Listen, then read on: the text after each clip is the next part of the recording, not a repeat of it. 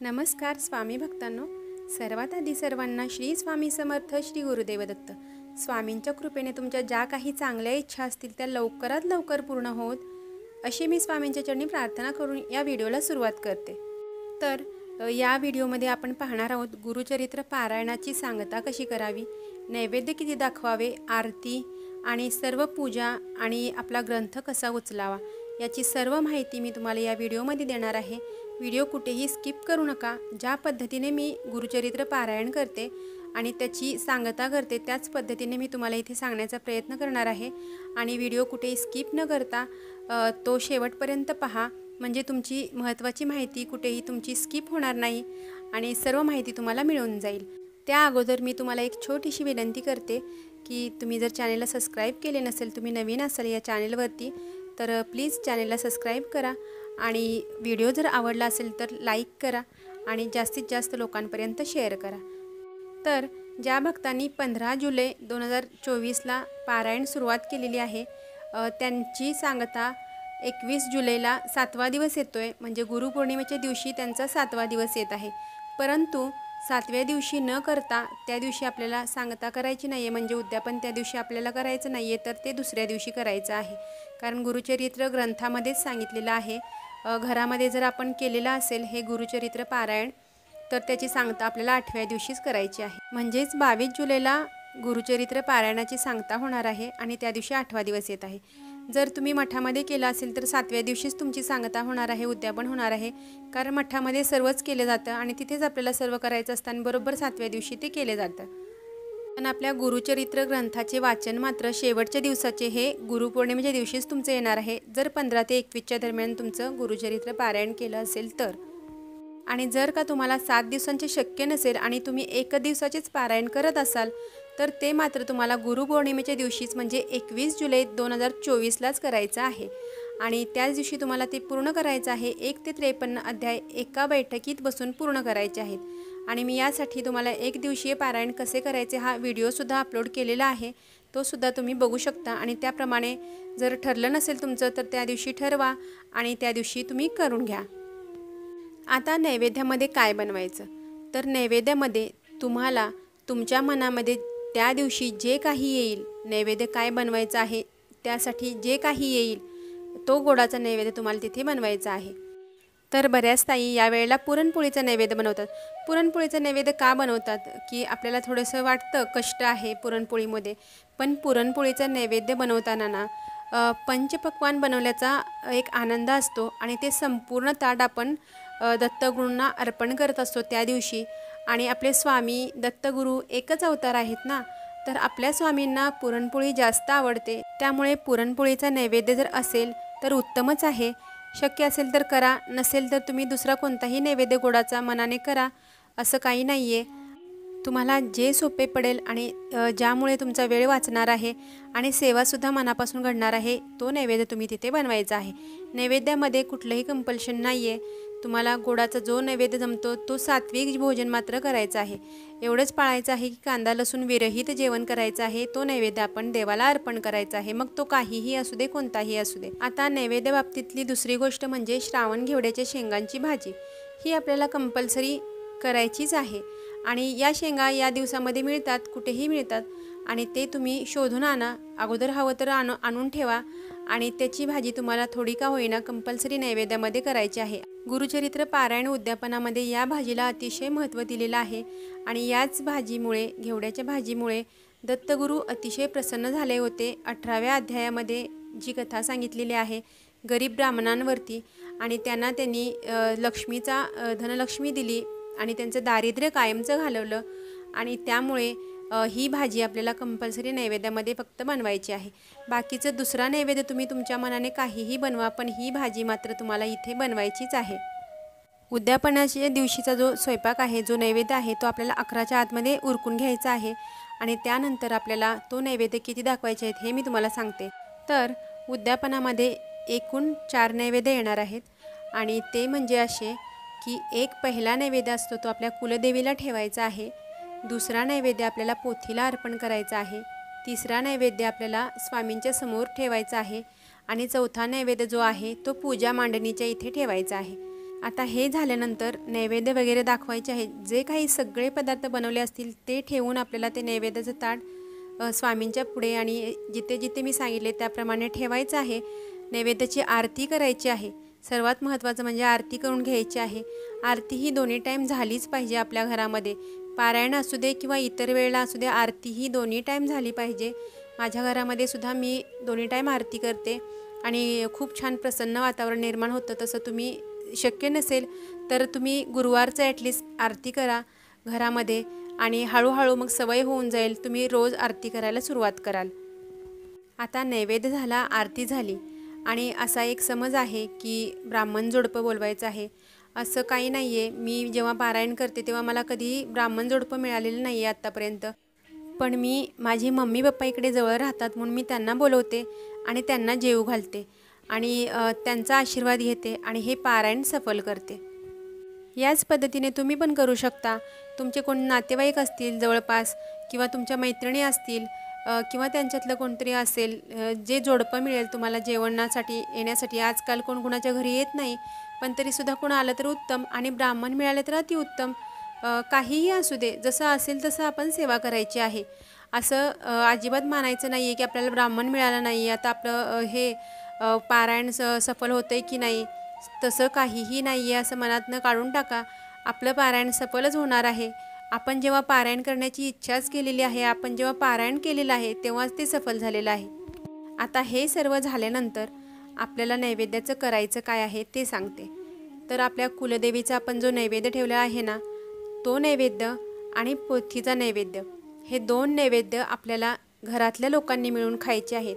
फक्त हे दोनच नैवेद्य आपल्याला घरातल्या लोकांनी मिळून खायचे आहेत आणि बाकीचे दोन नैवेद्य म्हणजे स्वामींच्या पुढे जो ठेवलेला आहे नैवेद्य आणि जी पूजा मांडणी केलेली आहे दत्तगुरूंसाठी, तो जो नैवेद्य आहे ते दोन नैवेद्य आपल्याला आपल्याकडे जर गोमाता असेल किंवा गोशाळा असेल आजूबाजूला कुठेतरी तर तिथे तबेला वगैरे असेल तर तिथे तुम्ही जाऊन नैवेद्य अर्पण करू शकता किंवा जर तुमच्याकडे जर श्वान म्हणजे कुत्रा वगैरे असेल येत असतील किंवा तिथे तुम्ही जाऊन त्यांना पण तो नैवेद्य खाऊ घालू शकता। शक्यतो गोमातेचा तबेला प्रत्येकाच्या घराच्या इथे नसतो, तर अशा वेळेला गोमातेचा जो नैवेद्य आहे ना, आणि जर तुम्हाला जर तिथे मिळतच नसेल गोमाता तर तुम्ही तो नैवेद्य जर तुम्ही असं फिरत फिरत एखाद्या मंदिराकडे गेला, तुमच्या इथे जवळपास कुठे मंदिर असेल आणि तिथे जर एखादा भिकारी गरजू बसलेला असेल तर त्यांना तो नैवेद्य तुम्ही दिला तरी चालेल आणि ते पण नाही भेटले तर तो नैवेद्य तुम्ही स्वतः घरामध्ये खाल्ला तरी चालणार आहे, काहीही हरकत नाही आहे। बाहेरचे नैवेद्य बाहेर देता न आले तर तुम्ही ते घरात पण खाऊ शकता, असं काही नाही आहे। बाहेर तुम्हाला काहीही भेटलं नाही आहे, श्वान पण नाही भेटला किंवा गाई पण नाही भेटली तर ते नैवेद्य तुम्ही घरीच खायचे आहेत। आणि सर्वात आधी म्हणजे नैवेद्य पहिला संपवायचा आहे जेवण करताना आणि त्यानंतर आपण बाकीचं जे काही असेल ते खाऊ शकतो। नैवेद्य आपण त्यातला अजिबात ठेवायचं नाही आहे, कारण नैवेद्य हा आपण देवाला अर्पण केलेला आहे आणि तो आशीर्वाद स्वरूप म्हणून आपल्याला घ्यायचाच आहे। आता हे झाल्यानंतर आपल्याला हे दुपारी 12च्या आतमध्ये सगळं आवरून घ्यायचं आहे।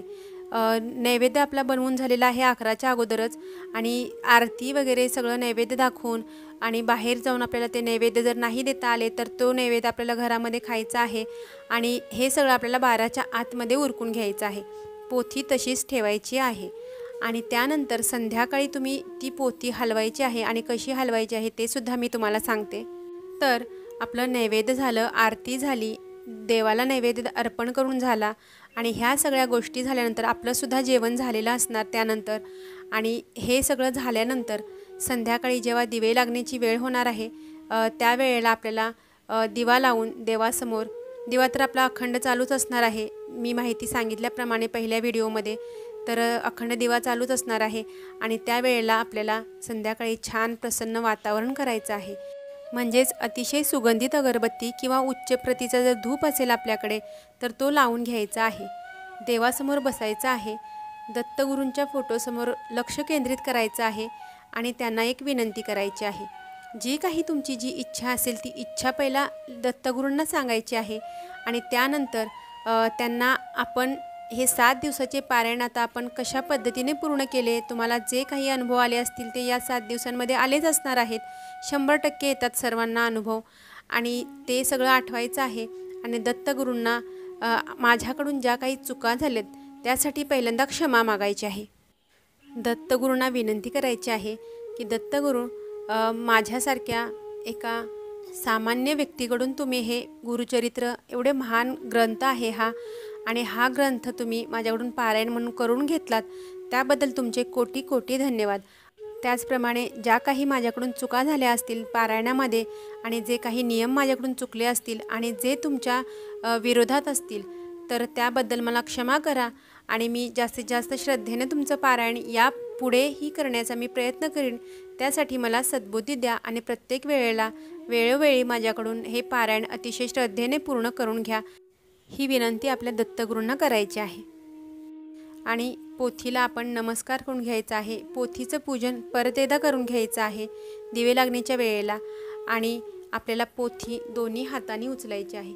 आणि त्यानंतर त्याच दिवशी संध्याकाळी आपल्याला ही पोथी उचलायची आहे, म्हणजेच ती पोथी तिथून हलवायची आहे.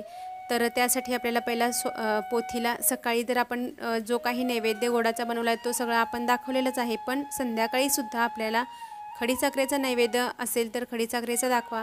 संध्याकाळी आणि काही वेगळा स्वयंपाक असेल तर तो सुद्धा तुम्ही तिथे नैवेद्य दाखवू शकता. त्यानंतर आपल्याला जो नैवेद्य दाखवून झालेला आहे संध्याकाळचा सुद्धा, आणि त्यानंतर आरती वगैरे झाल्यानंतर आपल्याला ही पोथी उचलायची आहे. पोथी उचलायच्या अगोदर पोथीला इतके मनोभावे नमन करायचं आहे, अतिशय आतून अंतरंगातून. जे 7 दिवस आपल्या मनामध्ये जी भावना निर्माण झालेली आहे, जे बदल झालेले आहेत त्यापेक्षा जास्त या दिवशी, कारण आपल्याला या पोथीला आता हलवायचं आहे. आणि कुठेतरी आपण एवढे दिवस 7 दिवस आपण सेवा केलेली आहे पोथीची, हे अध्याय वाचून आपल्याला जे काही ज्ञान आलेलं आहे त्यासाठी दत्तगुरूंचा आभार तर आपण वेळोवेळी मानलेला आहे आणि मानायचंच आहे. आणि ही पोथी आपण आता उचलणार आहोत, त्यासाठी अतिशय मनोभावे अंतर्मनातून आपल्याला आतून असा हृदयापासून भाव आणायचा आहे आणि पोथीला आपल्याला उचलायचं आहे. अतिशय प्रसन्न भावनेला आपल्याला पोथी दोन्ही हातांनी उचलायची आहे, नमस्कार करायचा आहे. आणि तुम्हाला जर कोणताही दुसरा मंत्र येत नसेल तर पोथी उचलताना आपल्याला श्री स्वामी समर्थ महाराज की जय असा मंत्र म्हणायचा आहे. आणि त्यानंतर दिगंबरा दिगंबरा श्रीपाद वल्लभ दिगंबरा हा मंत्रसुद्धा आपल्याला तिथे म्हणायचा आहे. त्याचप्रमाणे श्री गुरुदेव दत्त श्री गुरुदेव दत्त असंही म्हणायचं आहे. किंवा तुमच्याकडे दुसरं कोणताही मंत्र असेल स्वामींचा, आपल्या दत्तगुरूंचा, श्रीपाद वल्लभांचा, तो सुद्धा तिथे म्हणायचा आहे पोथी उचलताना. आणि त्यानंतर ती पोथी थोड्या वेळासाठी डोक्यावरती ठेवायची आहे. आणि जेणेकरून त्या पोथीमध्ये जे काही ज्ञान दिलेलं आहे, जो काही आपल्याला अर्थ सांगितलेला आहे, तो सर्व ती सर्व पॉझिटिव्हिटी आपल्या शरीरामध्ये यावी आणि ती आपल्या डोक्यामध्ये बसावी आणि त्याप्रमाणेच आपलं वर्तन असावं. यासाठी आपल्याला हे सर्व करायचं आहे. आणि त्यानंतर आपली पोथी उचलून आपल्याला एखाद्या नवीन वस्त्रामध्ये गुंडाळून ठेवायचे आहे, जेणेकरून जिथे कुणाची नजरसुद्धा पडणार नाही आहे आणि आपला सारखा हातसुद्धा लागणार नाही, अशा ठिकाणी आपल्याला ती पोथी गुंडाळून ठेवायची आहे. जेव्हा आपलं गुरुचरित्र पारायण करण्याची संधी येईल त्यावेळेला आपल्याला ती काढून परत घ्यायची आहे वापरण्यासाठी. आता हे झालं पोथीचं. आता आपण जी कलश स्थापना केलेली आहे पहिल्या दिवशी, पूजा मांडणी केलेली आहे, ती कशी काढायची. तर जो कलश आपण स्थापन केलेला आहे मंगल कलश सेंटरला पाटावरती, तर तो कलश आणि त्याच्यावरती जो नारळ आहे तो नारळ आपल्याला जर पहिलंच तुमचं पारायण असेल तर तो नारळ आपल्याला एका वस्त्रामध्ये गुंडाळून, म्हणजे लाल घ्या वस्त्र आणि त्यामध्ये गुंडाळून तो नारळ आपल्याला आपला जो मुख्य दरवाजा आहे त्याच्यावरती आपल्याला लटकवून ठेवायचा आहे. आणि त्यामुळेच काय होणार आहे की आपले जे दत्तगुरू आहेत त्यांचा कृपाशीर्वाद आपल्यासोबत राहणार आहे. आणि दत्तगुरूंच्या आशीर्वादामुळे जो आपला निगेटिव्ह शक्तींचा त्रास होत असतो तो सुद्धा कमी होणार आहे. आणि हे फक्त आपल्याला पहिल्या पारायणाच्या नारळाबद्दलच करायचं आहे. आणि इतर वेळेला आपल्या वर्षातून कितीतरी पारायण होत असतात, तर अशा वेळेला जो कलशावरचा नारळ असतो तो आपण फोडून तो प्रसाद बनवून खायचा आहे आणि तो आपल्या घरातील लोकांनी सगळ्यांनी मिळून खायचा आहे. प्रत्येक वेळेला आपल्याला नारळ बांधणं शक्य होत नाही, फक्त पहिल्या पारायणाच्या नारळासाठीच मी इथे सांगितलेलं आहे. अशा पद्धतीने सर्व कलश मांडणी काढून घ्यायची आहे. आणि जे आपण काही पैसे यथाशक्ती ठेवले असतील दानदक्षिणा, ते सुद्धा आपल्याला मठामध्ये दानपेटीमध्ये जाऊन अर्पण करायचे आहेत. त्याचप्रमाणे जो मंगल कलश आहे पाण्याने भरलेला, ते पाणी एका बॉटलमध्ये घ्यायचं आणि त्यानंतर त्याला छिद्र पाडून ते पाणी आपल्या घरामध्ये रोजच्या रोज छिडकायचं. जोपर्यंत संपत नाही तोपर्यंत छिडकत राहायचं आहे. आणि हे केल्यामुळे आपल्या घरामध्ये पॉझिटिव्हिटी टिकवून ठेवण्यासाठी मदत होते। त्याचप्रमाणे आपण जे पूजेमध्ये तांदूळ वापरलेले आहे ते आपल्या तांदळामध्ये मिक्स करायचं आहे आणि जी काही आपण यथाशक्तीने दक्षिणा ठेवलेली असेल पूजेमध्ये ती एखाद्या गरजवंताला द्यायची आहे। तर अशाच पद्धतीने मी सुद्धा पारायणाची सांगता करते, पारायणसुद्धा करते। पारायणाचे सुद्धा मी व्हिडिओज अपलोड केलेले आहेत याच चॅनेलवरती, ते सुद्धा तुम्ही जाऊन बघा आणि त्या पद्धतीने करा। आणि सर्वात महत्त्वाचं म्हणजे आपण ज्या दिवशी उद्यापन करणार आहोत म्हणजे सांगता करणार आहोत त्याच दिवशी आपल्याला नैवेद्य अर्पण करायचं आहे। नैवेद्य आपल्याला दोन्ही टाईम करायचं आहे आणि एक टाईम केला तरी चालेल। मी तुम्हाला सांगितल्याप्रमाणे सकाळीच आपल्याला हे सगळं नैवेद्य 11च्या अगोदर आपल्याला सगळं करायचं आहे। 12च्या आतमध्ये नैवेद्य दाखवून आपलं सगळं तयार असलं पाहिजे आपण। तर अशा पद्धतीने आपल्याला ही सांगता हे उद्यापन पूर्ण करून घ्यायचं आहे। तर ही होती गुरुचरित्र पारायणाची सांगता, नैवेद्य, आरती आणि पूजा मांडणी आणि पूजेमध्ये ठेवलेल्या साहित्यांचं काय करावं याची संपूर्ण माहिती मी तुम्हाला या व्हिडिओमध्ये दिलेली आहे। व्हिडिओ जर तुम्हाला आवडला असेल तर प्लीज लाईक करा, जास्तीत जास्त लोकांपर्यंत शेअर करा आणि चॅनेलला सबस्क्राईब करायला विसरू नका। तोपर्यंत सर्वांना श्री स्वामी समर्थ, श्री गुरुदेव दत्त।